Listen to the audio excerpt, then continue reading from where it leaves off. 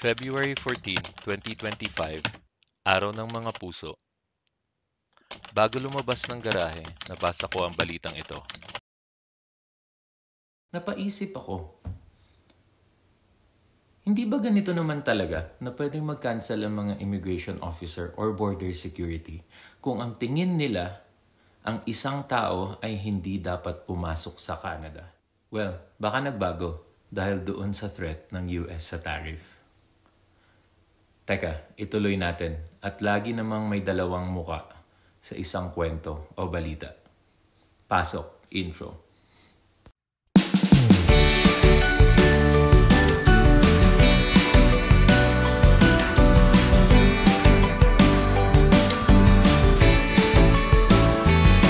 Una, Ito ay na-release February 12, 2025 ng IRCC through the Canada Gazette, which updates the Canada's Immigration and Refugee Protection Regulations para palakasin ang authority ng mga immigration officer and border security to cancel temporary resident documents.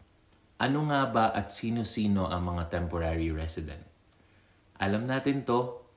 Two popular temporary residents that I can think of right now are the tourist's visa or tourists and yung temporary foreign worker, which has the temporary worker's visa.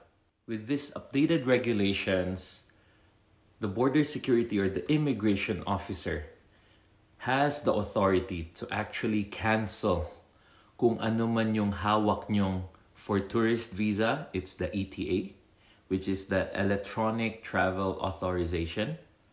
Kung worker ka naman, katulad ko, pagpasok ng Canada, is the temporary resident visa. For Donna, it's the student visa. So, iba't ibang klaseng visa, but it's actually under one umbrella, which are issued for temporary residents going to Canada. If naalala nyo, pag land nyo ng Canada, hindi kayo pwedeng lumabas diretso. Kailangan nating dumaan dun sa immigration section or immigration room kung saan actually ini-interview tayo ng immigration officer or ng border control. Ano ang purpose nyo dito pagdating nyo ng Canada? Bakit kayo nandito? At hanggang kailan kayo nandito? Pag nasagot nyo ng tama yun, walang pag-aalangan, very clear kayo and concise on your purpose of the visit since you're temporary, then tatataka nila. Pag nagkaroon sila ng duda doon, dito na mag-a-apply yung regulation na yon. So number 1, ano nga ba ang mga regulations na to? If a change in the person's status or circumstances, madaming mga kaso mga ganito at iba-iba.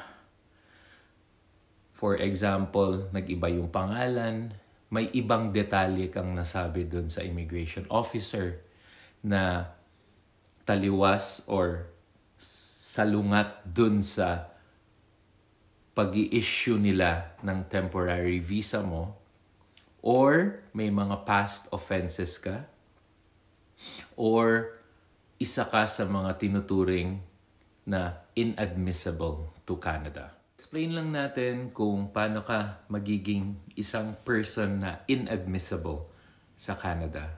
A few examples here that I'm reading is for security reason, espionage, espia, related ka ng terrorism or may violence kang nagawa before na hindi mo dineclare.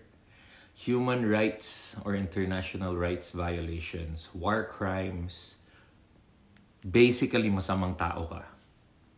Or you've committed a crime na hindi mo dineclare.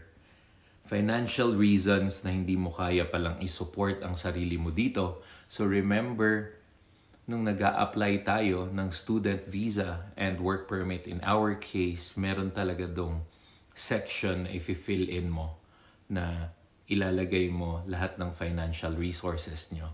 Basically, magsasagot dun sa tanong na paano mo mababayaran yung tuition mo, paano mo mababayaran yung pag-live nyo dito sa Canada. So yung cost of living nyo and then the resources kung saan manggagaling. Anong bangko, mga payslips natin, mga financial statements natin, ayun, sinasama natin yun sa pag-a-apply natin. And of course, yung misrepresentation na kung saan, syempre, nagsinungaling ka dun sa pag-a-apply mo. May mga details ka na nilagay dun na hindi naman totoo or hindi naman talaga yun yung purpose mo. So, madaming iba't ibang klase ng mga conditions para ka maging inadmissible. So, punta tayo dun sa susunod. Ay pwedeng i-cancel ng immigration officer kung hindi siya satisfied na ang taong ito ay aalis ng Canada based doon sa nakalagay na period of stay or yung authorized period of stay mo. So, nakalagay doon sa temporary work visa natin or kahit na sa mga tourist visa, nakalagay doon kung ano ang start and kung hanggang kailan ka pwedeng magstay sa Canada. So pag hindi mo nasagot yun sa immigration officer ng tama and may doubt ang immigration officer, pwede niyang i-cancel yung visa mo. Again, since ako yung nag-apply nung work permit, open work permit and student permit, nakalagay doon sa statement of purpose mo on why you would want to study in Canada is basically to achieve higher learning or higher education. Plus, nagde-declare ka talaga doon na you'll leave the country upon completing your studies and of course upon completing the PGWP or Postgraduate Work Permit na pwede nilang i-issue sa'yo. If hindi ka nila ma-issuehan, kailangan mong umalis ng bansa. You need to convince the immigration officer na gagawin mo yon. If magkaroon sila ng doubt at hindi mo pala kayang gawin yon, pwede ka nilang i-deny and i-cancel yung na-issue sa'yong temporary work visa. Pangalawa, mas nagiging strict na talaga ang Canada. So, madaming dahilan kung bakit nila to pinapatupad. Siguro, continuation lang ito dun sa pagiging strict nila on immigration and temporary residence in general. Or baka isa to sa reaction ng Canada dun sa pagdemand ng US on being more strict pagdating sa immigration. Kasi nagsasabi ang US na madaming nakakapasok na illegal migrants sa US through Canada. So for example, from this country, maglaland sila sa Canada as tourist or temporary resident. Pero ang purpose naman talaga nun is babiyahe sila south of the border and then magko-cross sila going to the US. So may mga instances and may napanood na din akong documentaries na ganun. So I think it's one way to avoid the tariff. And it's one way, of course, to be friendly with the United States. Of course, it's our neighbor.